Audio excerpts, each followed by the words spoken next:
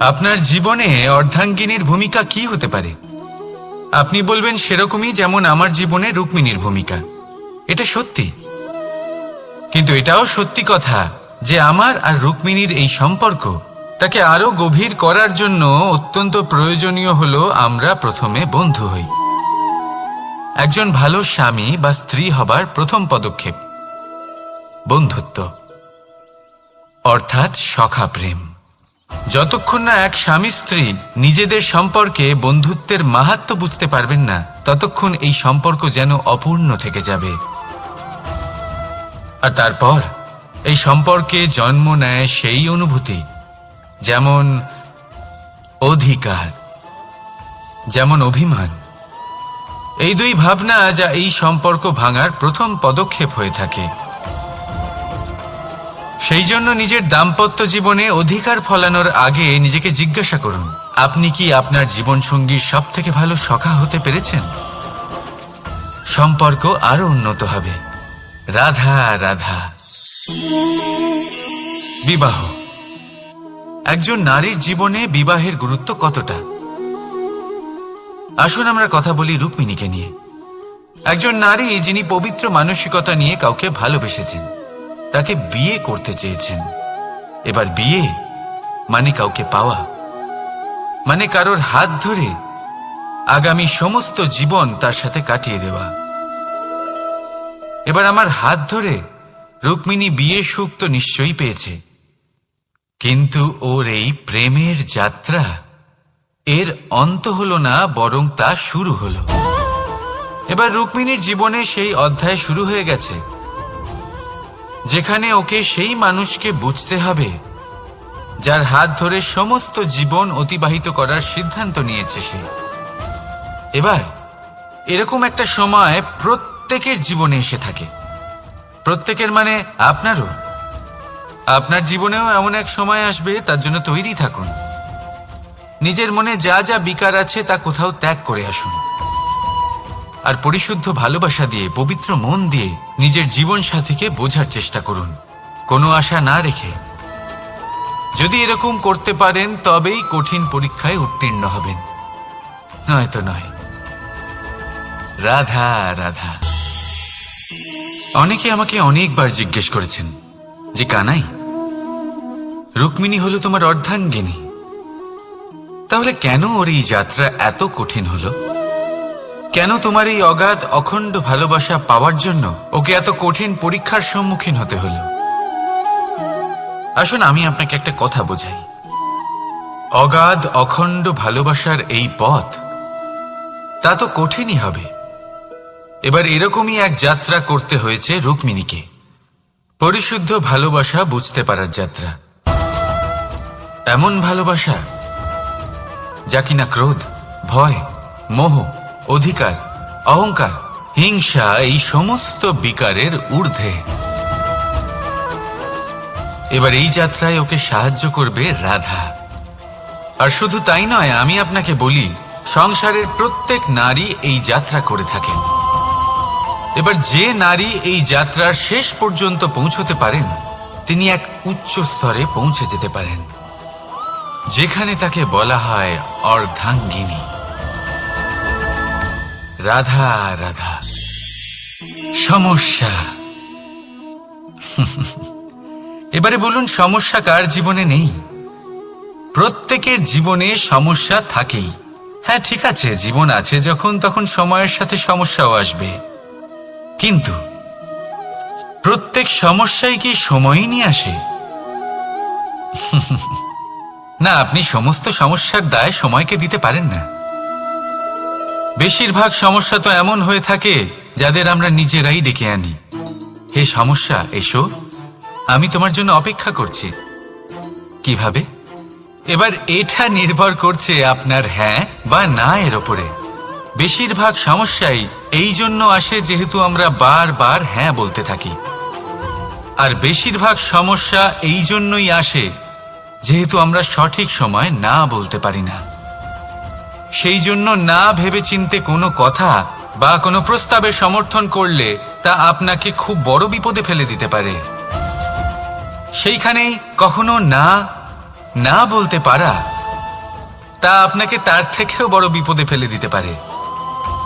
তাই মনে রাখবেন, এই অত্যন্ত জরুরি শিক্ষা।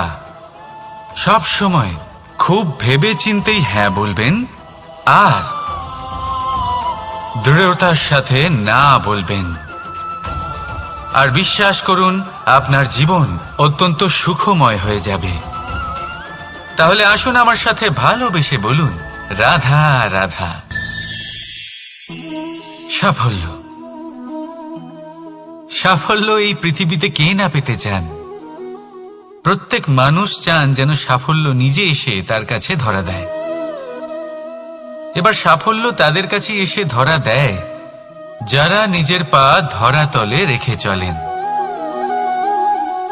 যারা স্বপ্নের জগতে বিচরণ না করে বাস্তবের মাটিতে পা রেখে চলেন এবং তাও দৃঢ়তার সাথে। সাফল্য তারা পান না যারা বাড়িতে বসে বসে শুধু স্বপ্ন দেখেন। সাফল্য নিজে থেকে তাদের কাছেই আসে যারা নিরন্তর চেষ্টা করেন, যারা পরিশ্রম করেন আর নিজের এই জীবনকে অন্যের কাছে সফল করে দেখান। তাহলে সিদ্ধান্ত হলো আপনার। সফল সবাই হতে চান, স্বপ্ন সবাই সার্থক করতে চান। স্বপ্ন তখনই সার্থক হয় যখন পরিশ্রম করবেন, আর সাফল্য তখনই আপনার সাথে থাকবে যতক্ষণ আপনি বিনম্র থাকবেন। তাহলে আসুন আমার সাথে ভালোবেসে বলুন, রাধা রাধা। এই পুষ্প দেখতে পাচ্ছেন আপনি? কি সুন্দর এই পুষ্প। সবাই চায় এরকম কোনো এক পুষ্প সে নিজের করে নেবে, নিজের কাছে রাখবে। এবার ভাবুন, এই পুষ্প যে সম্মান পায় তা কিসের জন্য পায়? শুধু কি তাকে সুন্দর দেখতে বলে? আসুন আপনাকে একটা কথা বোঝাই। এই ফুল যখন গাছে থাকে তখন এই রূপ আমাদের আকর্ষণ করে। এই ফুল দিয়ে যদি আপনি মালা বানান, কোনো মূর্তিতে দেন, তাহলে তা সম্মানের নিদর্শন হয়। এবার এই ফুলই যদি আপনি বিছানাতে ছড়িয়ে দেন, তাহলে সেই দৃশ্য দেখে সেই সুবাসে আপনার মন পুলকিত হয়ে ওঠে। কিন্তু ভাবুন, এই পুষ্পই যদি আপনি চিতায় সাজান, তাহলে এই পুষ্পকে আর কেউ সম্মান করে না। একই রকম কথা, সেই একই পুষ্প এক পরিস্থিতিতে সম্মান পাচ্ছে, এক পরিস্থিতিতে নয়। কেন? কারণ এতেই লুকিয়ে রয়েছে একটা গুরুত্বপূর্ণ শিক্ষা। এর সারমর্ম হলো এটাই যে এই সম্মান ব্যক্তি বা বস্তুকে করা হয় না, সম্মান করা হয় সময় এবং পরিস্থিতিকে। এবার এই যে সময়, তা কখনোই আমাদের বশে থাকে না। আমাদের বশে থাকে পরিস্থিতি। আমাদের পরিস্থিতি কেমন হবে তার সিদ্ধান্ত স্বয়ং আমরাই নিই, আর যেরকম আমাদের পরিস্থিতি হবে সেরকমই আমাদের সম্মান করা হবে। তাহলে আসুন আমার সাথে ভালোবেসে বলুন, রাধা রাধা। আপনি কখনো কোনো ঝর্ণার ধারে বসে থাকুন আর সেই ধ্বনি শুনতে থাকুন। আহা হা হা, সেই ধ্বনি মনকে শান্ত করে দেয়, আমাদের মধ্যে এক আনন্দের সঞ্চার করে। একেই আমি বলি নৈসর্গিক সঙ্গীত। কখনো ভেবে দেখেছেন এই সঙ্গীত উৎপন্ন করার জন্য জলকে কত পরিশ্রম করতে হয়, কি না করতে হয়? ভেবে দেখুন, সেই জল কোথা কোথা থেকে পড়েছে, কত কত পাথরের সাথে ধাক্কা খেয়েছে, কত তীক্ষ্ণ পাথরের সাথে সম্মুখীন হয়েছে, তাকে কিভাবে পার করেছে, নিজের শরীরের সাথে লেগে থাকা সেই পাথরের সাথে কিভাবে সংঘর্ষ করেছে, কিভাবে সামনে এগিয়েছে। ভাবুন, এই সব কিছু হওয়ার পরেই সেই সঙ্গীত উৎপন্ন হয়েছে। এই ঝর্ণার এই মধুর সঙ্গীত কখনো আপনার কান পর্যন্ত পৌঁছতই না যদি সেই জলের বিরোধিতা করার জন্য সেই পাথর না থাকত। এর সারমর্ম কি হতে পারে? সারমর্ম হলো একটাই, এই সব বাধার সম্মুখীন হন, এদের থেকে দূরে পালাবেন না। কারণ এই বাধা হলো নৈসর্গিক, সবার জীবনে এই বাধা রয়েছে। তার সম্মুখীন হন, জীবনের সামনে এগোন।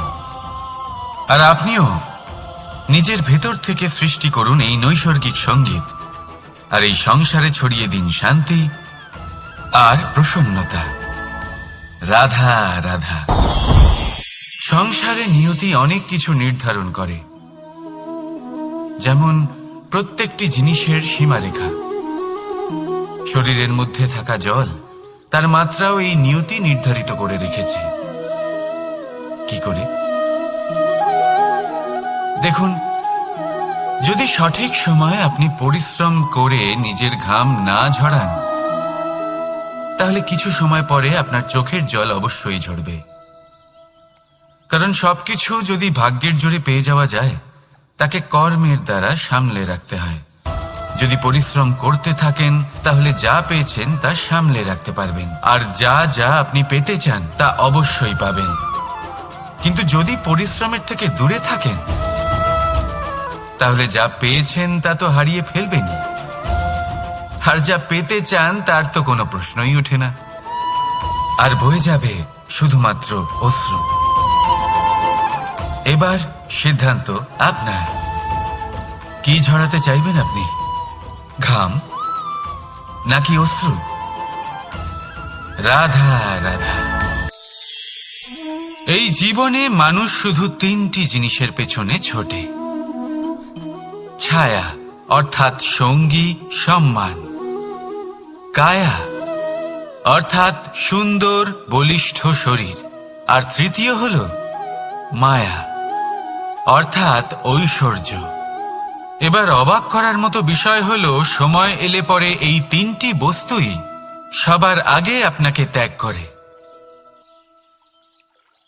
অন্ধকারে ছায়া আপনাকে ত্যাগ করে, বার্ধক্যে কায়া আপনাকে ত্যাগ করে, আর অন্তিম সময়ে মায়াও আপনাকে ত্যাগ করে। এগুলো কিছুই কাজে আসে না যার পেছনে আপনি সারা জীবন দৌড়েই যাচ্ছিলেন।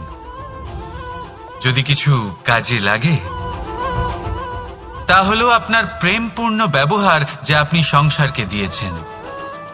এ হলো সেই প্রেম যা অন্ধকারে প্রদীপ হয়ে আপনাকে আলো দেবে। এ হলো সেই প্রেম যা বার্ধক্যে হাত রূপে আপনাকে শক্তি দেবে, সহায়তা করবে।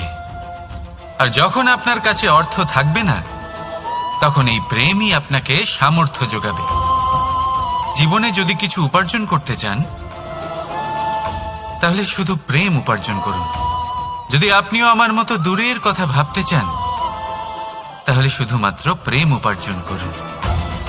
আর এখন এই প্রেম ভাব নিয়েই বলুন, রাধা রাধা। কখনো প্রদীপ জ্বালাতে গিয়ে আপনার হাত পুড়ে গেছে? একবার মনে করে দেখুন সেই অনুভূতি। এক্ষুনি মনের মধ্যে যন্ত্রণার এক অনুভূতি বয়ে যাবে। কখনো হাঁটতে হাঁটতে পায়ে কাঁটা ফুটে গেছে? মনে করুন, এক্ষুনি মনের মধ্যে যন্ত্রণার এক অনুভূতি বয়ে যাবে। এরকম কেন হয়ে থাকে?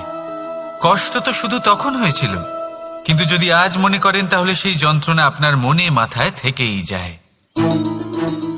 এরকম কেন হয়ে থাকে যে জীবনে যখনই আমরা যন্ত্রণার অনুভব করি, তারপর আমরা সেই যন্ত্রণা নিজের সাথে বহন করে নিয়ে চলি? কারণ হলো একটাই, চিন্তা। কোনো যন্ত্রণাই এতটা কষ্ট আমাদের দেয় না যতটা কষ্ট এই চিন্তা দেয়। তাহলে এই চিন্তা ত্যাগ করুন, আর ভাবুন যে কিভাবে নিজেকে সব সময় আনন্দে রাখা যায়। আর অতীতকাল এবং ভবিষ্যতের চিন্তা ছেড়ে দিন, এই বিষয়ে ভাবাই ছেড়ে দিন। শুধুমাত্র এটা ভেবে নিন যে আজ আমায় নিজেকে আনন্দে রাখতে হবে, যে করেই হোক। এটা করা শুরু করে দিন। তারপর আপনি দেখবেন আপনার কাল, পরশু, পরের সপ্তাহ, সমস্ত মাস, সমস্ত বছর, পরের বছর, সম্পূর্ণ জীবন আপনি শুধুমাত্র প্রসন্নতাই পাবেন। এবার আসুন এই প্রসন্নতার সাথেই বলুন, রাধা রাধা। কখনো ভেবে দেখেছেন আমরা জিহ্বার সাথে সাথে কান কেন পেয়েছি? এবার আপনি বলবেন, এ তো সহজ কথা, যাতে আমরা কথা বলার সাথে সাথে শুনতেও শিখি। এবারের আরো একটা গুরুত্ব আছে। আগে আমাকে বলুন, নিজের প্রশংসা শুনতে কার না ভালো লাগে? সবারই ভালো লাগে। এটাই হলো মূল কথা। যদি এই কান দিয়ে আপনি নিজের প্রশংসা শুনতে চান, তাহলে সর্বপ্রথম এই জিহ্বা দিয়ে অন্যের প্রশংসা করতে শিখুন। এবার প্রশংসার বিষয়ে একটা অত্যন্ত গুরুত্বপূর্ণ কথা আপনাদের বলি। কখনো যদি কারোর প্রশংসা আপনি করেন তাহলে সবার আগে সেই ব্যক্তির উৎসাহ বেড়ে যায়, আর তারপর নিজে যদি ভেবে দেখেন তাহলে নিজের মনেও সন্তুষ্টি আর প্রশান্তি চলে আসে। আর একবার যদি এই মন প্রশান্তিতে ভরে যায়, তারপরে কেউ প্রশংসা করুক বা না করুক কিচ্ছু যায় আসে না। সেই জন্য সবসময় অন্যের সম্মান করবেন, স্নেহ করবেন, প্রশংসা করবেন, সুখ ভাগ করে নেবেন। যার মধ্যে যেটা ভালো আছে তা বলুন, তাকে মনে করান তিনিও ভালো, তার উৎসাহ বাড়িয়ে তুলুন। তিনি জীবনে সামনে এগোবেন, আর এই ব্রহ্মাণ্ড আপনাকে কখনো পিছিয়ে থাকতে দেবে না। রাধা রাধা। সত্য এবং অসত্য দুটোর মধ্যে পার্থক্য কি আছে? পার্থক্য হলো অ অক্ষরটার। এবার অ দিয়ে হতে পারে আরম্ভ, অ দিয়ে হতে পারে অন্ত। সত্য হলো সেটা যেখানে সমস্ত পথের আরম্ভ হয়, অসত্য সেটা যেখানে সমস্ত পথের শেষ হয়। এবার এরা চলতে হয়তো পারে না, কিন্তু তাও ছাপ রেখেই যায়। সত্য সেই ছাপ রেখে যায় যা একটা উজ্জ্বল উৎকৃষ্ট উদাহরণ হতে পারে, আর অসত্য সেই উদাহরণ তৈরি করে যা একটা কলঙ্কিত ইতিহাস তৈরি করে। এখন আপনি আগামী সময়ের জন্য কেমন ছাপ রেখে যাবেন, এই সিদ্ধান্ত পুরোপুরি আপনার। রাধা রাধা।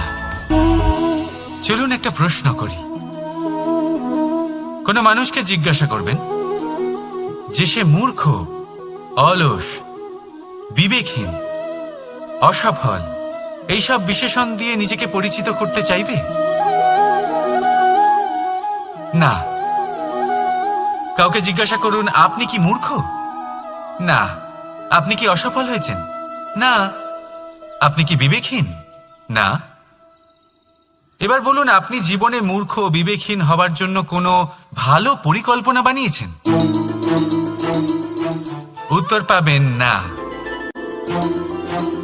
কারণ কোনো পরিকল্পনা বানানো হয় না যাতে আপনি মূর্খ বা অসফল হন। মানুষ মূর্খ বা অসফল তখন হন যখন কোনো পরিকল্পনাই থাকে না। দেখুন, একটাই ছোট জীবন, তাকে স্থির করুন যাতে অনেক বেশি সংখ্যক মানুষকে আপনি জুড়ে রাখতে পারেন, অনেক বেশি শান্তি পেতে পারেন, অধিকতর সাফল্য লাভ করতে পারেন, বেশিরভাগ মানুষের পথপ্রদর্শক হয়ে তাদের মঙ্গল করতে পারেন। অসফল হয়ে বাড়িতে বসে থাকার চেয়ে ভালো হলো যে আপনি একটা পরিকল্পনা করে অসফল হন, কারণ তখন আপনার কাছে আরো একটা বিকল্প থাকবে, একটা নতুন পরিকল্পনা বানানোর, তাকে সার্থক করার। কারণ এমন কোনো পরিকল্পনা তো অবশ্যই থাকবে যা আপনাকে আপনার লক্ষ্যে পৌঁছে দেবে, তাই তো? রাধা রাধা। সূর্য কারোর জন্য হলেন শক্তিদাতা ঈশ্বর, আবার কোনো প্যাঁচার জন্য হলো চোখ বন্ধ করে দেওয়ার মতো তীব্র আলো। নদী কারোর জন্য হলো তৃষ্ণা মেটানোর স্রোত, আবার কারোর জন্য বন্যারূপী বিনাশকারী আশঙ্কা। সাগর কারোর জন্য হলো নোনা জলের ভাণ্ডার, আবার কারোর জন্য অগন্তি প্রাণী জগতের সম্ভার। প্রশ্ন হলো প্রত্যেক ব্যক্তির জন্য প্রত্যেক অনুভূতি বা বস্তুর সারমর্ম আলাদা কেন হয়ে থাকে? যা কারোর জন্য হলো বিষ তা অন্য কারোর জন্য অমৃত কেন? যা কারোর জন্য অমৃত তা অন্যের জন্য বিষ কেন? উত্তর বড়ই সোজা। আমরা বস্তু বা অনুভূতিগুলিকে সেভাবে দেখি না যেরকম তা হয়ে থাকে। আমরা বস্তু বা অনুভূতিকে সেভাবে দেখি যেরকম আমরা হয়ে থাকি। এবার এর উপায় কি হতে পারে? নিজেকে পরিশুদ্ধ করুন, সব কিছুই শুদ্ধ হবে। রাধা রাধা। প্রেম, ঘৃণা, এই দুই হলো একই শব্দ। কিভাবে? দেখুন না, দুটোতেই আড়াই অক্ষর রয়েছে। দুটোই হলো সেই অনুভূতি যা আমাদের মনের সাথে জড়িত, আর এই দুই অনুভূতির সাথেই জড়িত মানুষ আমাদের জন্য গুরুত্বপূর্ণ। পার্থক্য শুধু এটাই যে প্রেম পায় সম্মান আর ঘৃণাকে করা হয় অবজ্ঞা। এরকম কেন? কারণ প্রেম হলো সেই অনুভূতি যেখানে মানুষ সবকিছু দিয়ে দিতে চায়, সবকিছু লুটিয়ে দিতে চায়। সেখানে ঘৃণা হলো এমন অনুভূতি যেখানে মানুষ সবকিছু কেড়ে নিতে চায়, সবকিছু জিতে নিতে চায়। তাও প্রেমের অনুভূতি কখনো আপনাকে হারতে দেয় না, আর ঘৃণার অনুভূতি কখনো আপনাকে জিততে দেয় না। এবার কি করবেন আপনি? একটাই জীবন, ঘৃণার সাথে বাঁচবেন নাকি প্রেমের সাথে? আমি তো প্রেমকেই চয়ন করব। রাধা রাধা।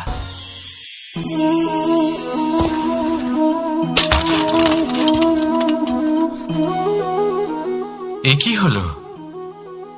আমি আঘাত পেতেই এটা হাত থেকে পড়ে গেল কেন, ভেঙে গেল কেন? এবার আপনি বলবেন এরকমই তো হয়ে থাকে এই জীবনে, এই সংসারে। আঘাত লাগার পরে আমাদের হাতে যা থাকে তা পড়ে যায়, যা তৈরি হয় তা ভেঙেও যায়। কিন্তু এটা কি সত্যি? আপনাকে একটা কথা বলে রাখি, আঘাত পেয়ে পড়ে যাবার পরে সংসারের যে কোনো বস্তুই হাত থেকে পড়ে যাক না কেন, সাফল্য অবশ্যই আসে। যতই খারাপভাবে আপনি পড়ে যান, আপনি আঘাত পান, ভবিষ্যৎ অবশ্যই ভালো হবে। কারণ এই আঘাত, অসফলতা, এই অসুবিধা, এগুলো আমাদের এমন ভাবে পরিশুদ্ধ করে যেমন আগুন সোনাকে করে থাকে। সেই জন্য জীবনে শুধু সামনে এগোতে থাকুন, দৃঢ়তার সাথে এগোতে থাকুন, আর কখনো আঘাত পেয়ে পড়ে যেতে ভয় পাবেন না। কারণ এটা আসন্ন সাফল্যের সংকেত। আর সাফল্য তখনই আসবে যখন আপনি পড়ে যাবেন, যখন আপনি আবার উঠে দাঁড়াবেন এবং আপনি আবার জীবনে সামনে এগোতে থাকবেন। রাধা রাধা। সময় অত্যন্ত কঠোর প্রভু। আপনি অনেক লোককে এটা বলতে শুনে থাকবেন, আমার কাছে এত সময় নেই, এই কাজে আসলে অনেক সময় লেগে যাবে, এই বিষয়ে ভাবার জন্য আমার সময় লাগবে। আচ্ছা, আমি আপনাকে একটা কথা বলে রাখি, যদি আপনি এটা নিশ্চিত করার জন্য বেশি সময় নিয়ে ফেলেন যে আপনার কি করা উচিত, তাহলে সময় এটা নিশ্চয়ই করে নেবে যে আপনার সাথে কি করা যেতে পারে। কারণ এই সময় এ কিন্তু অত্যন্ত কঠোর। যতক্ষণ আপনার সাথে রয়েছে এর সমাদর করতে শিখুন, এর সম্মান করতে শিখুন, এর সদ্ব্যবহার করতে শিখুন। যদি এরকম না করেন তাহলে এই সময়ের নিজেকে আর আপনাকে বদলাতে অধিক সময় লাগবে না। তাহলে আসুন, এবার সময় এসে গেছে ভালোবেসে বলার রাধা রাধা। এই পাথর দেখছেন আপনি, নদীর তলদেশে পাওয়া যায়। প্রয়াস করতে থাকে যাতে নদীর জল প্রবাহকে আটকাতে পারে। আটকাতে কি পারে? কখনোই নয়, বরং তার ধারালো কোণাগুলো মসৃণ হয়ে যায়। এবার এ থেকে কি শিক্ষা পাওয়া যায়? এর থেকে এটাই শিক্ষা পাওয়া যায় যে ব্যক্তি দৃঢ়তার সাথে জীবনে শুধু আগে এগোতে থাকেন না থেমে, তিনি না শুধু নিজের লক্ষ্য প্রাপ্তি করতে পারেন, বরং নিজের পথের সমস্ত বাধার অস্তিত্বই পাল্টে দিতে পারেন। তাহলে আপনি কি হতে চাইবেন? সেই ব্যক্তি যিনি নিজের বাধাকে দূরে ঠেলে আগে এগোতে পারেন, নাকি সেই ব্যক্তি যিনি অন্য কারোর পথে বাধা হয়ে থেকে তার নিজের অস্তিত্বই হারিয়ে ফেলেন? সিদ্ধান্ত হলো আপনার। রাধা রাধা।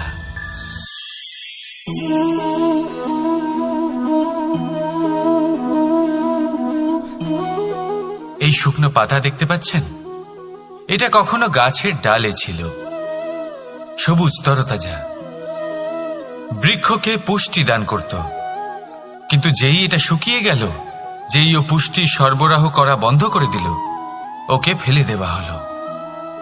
এবার আপনি বলবেন এটাই তো হলো সত্যি, এটাই তো হলো সংসারের তিক্ত সত্যি।